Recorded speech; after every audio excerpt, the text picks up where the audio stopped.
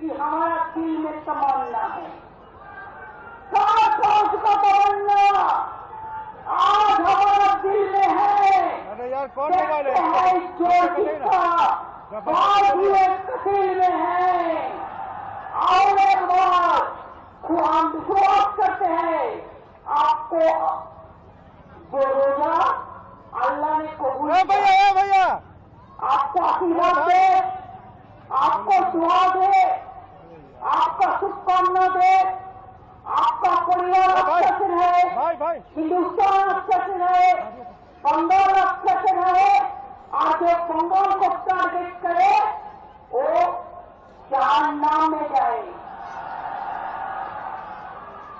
खुदी को पर गुलाम दिखना, खुदी को पर गुलाम दिखना हर तकदीर से पहले खोरा बंदे से खुद पूछे, बता तेरी इरादा क्या है।